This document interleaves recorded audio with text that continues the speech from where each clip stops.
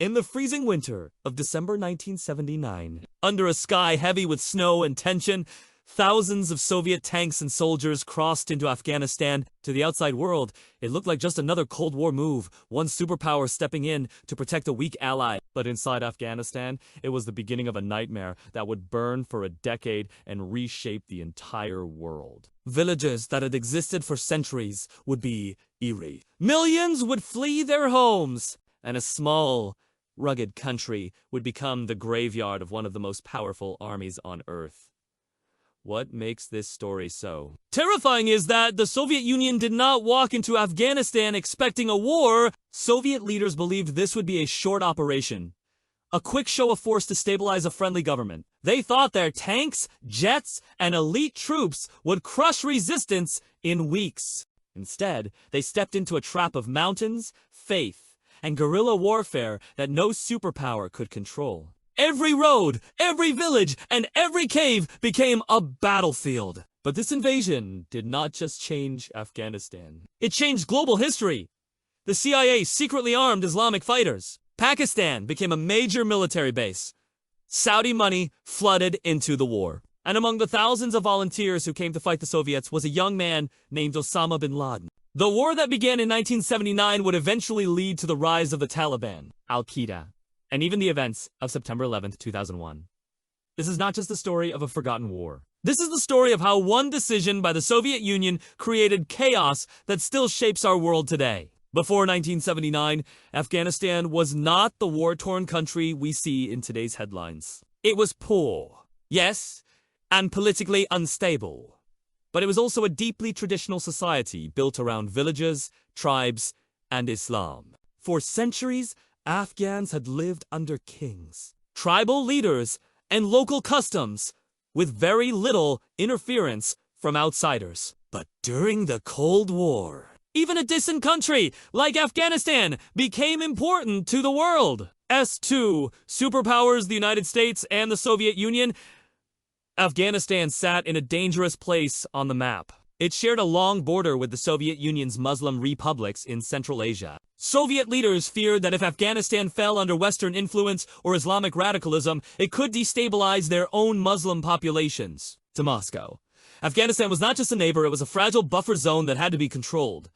Inside Afghanistan, things were already falling apart. A communist party inspired by Soviet ideology had taken power through a violent coup and tried to transform the country overnight. They pushed land reforms, women's rights, and anti-religious policies onto a conservative Islamic society. To the Afghan people, this felt like an attack on their faith, culture, and way of life. Rebellion spread rapidly across the countryside, and the new government began to collapse. Faced with losing its ally and afraid of instability on its southern border, the Soviet Union made a fateful choice to send its army into Afghanistan. What followed was not just an invasion. It was the beginning of one of the most devastating and influential wars of the 20th century. Before the Soviet invasion, Afghanistan was a land of ancient traditions and deep-rooted tribal life. For centuries, its people lived under kings, village elders, and religious leaders. While poor by modern standards, Afghan society was stable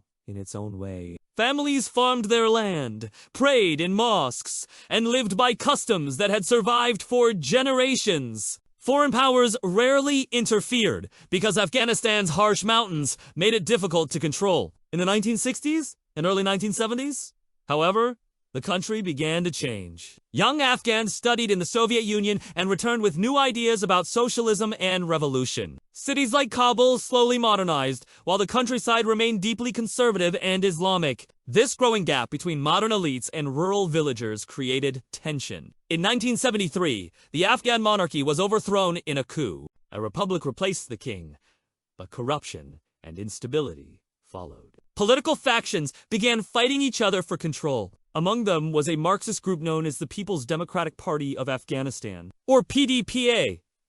They were heavily influenced by Soviet ideology and believed Afghanistan needed a socialist revolution. But Afghanistan was not ready for radical change. Its people were loyal to religion, family, and tribe, not political ideology. As the government grew weaker, extremist and communist groups fought in the streets. By the late 1970s, Afghanistan was a nation on the edge of collapse, making it vulnerable to foreign influence. The stage was now set for a dramatic and dangerous transformation. In April 1978, everything changed. The communist PDPA launched a violent coup known as the Sor Revolution. Afghan President Dud Khan was assassinated along with most of his family, and a new Marxist government took power in Kabul. It was supported and advised by the Soviet Union, which saw this as a victory in the Cold War. The new communist leaders promised equality, education, and progress. But instead of slowly reforming society, they forced extreme changes on a deeply traditional population. Land was taken from wealthy families and given to peasants. Women were encouraged to remove veils and go to school. Religious leaders were arrested or executed. Mosques were watched by the government. Too many Afghans. This was not modernization. It was an attack on Islam and their way of life. Rebellion exploded across the countryside. Tribal fighters, religious groups, and angry villagers took up weapons against the government. These early fighters would later be known as the Mujahideen, meaning those who struggle in the name of God. The communist government responded with brutal force. Entire villages were bombed. Thousands of suspected rebels were tortured or killed. Instead of restoring order, this violence pushed more people into the resistance. By 1979, the Afghan government was losing control. It could barely defend itself without Soviet help. Chaos was spreading, and Moscow was watching nervously. The Soviet Union now faced a serious problem. Afghanistan, its neighbor and ally, was falling apart. The communist government it supported was on the verge of collapse. For Soviet leaders, this was not just a local crisis, it was a threat to their security and their image as a superpower. Afghanistan bordered Soviet Central Asia, home to millions of Muslims. Moscow feared that an Islamic uprising in Afghanistan could spread into its own territory. They also worried that the United States might step in and turn Afghanistan into a Western ally. In the Cold War, losing influence in one country could weaken your position everywhere. Soviet intelligence reports told leaders that the Afghan president, Hafizullah, was unstable and possibly even in contact with the CIA. Whether this was true or not, it increased Moscow's paranoia. They believed Afghanistan might slip out of their control unless they acted. At first, the Soviets sent advisors, weapons, and money. But it was not enough. The Afghan army was deserting. The Mujahideen were growing stronger. Soviet leaders began to think that only direct military intervention could save the communist government. In December 1979, after months of secret planning, the Kremlin made a historic decision. Soviet troops would invade Afghanistan. What they expected was a short mission to stabilize the country. What they got instead was a decade-long disaster. On December 24, 1979, Soviet transport planes began landing in Kabul.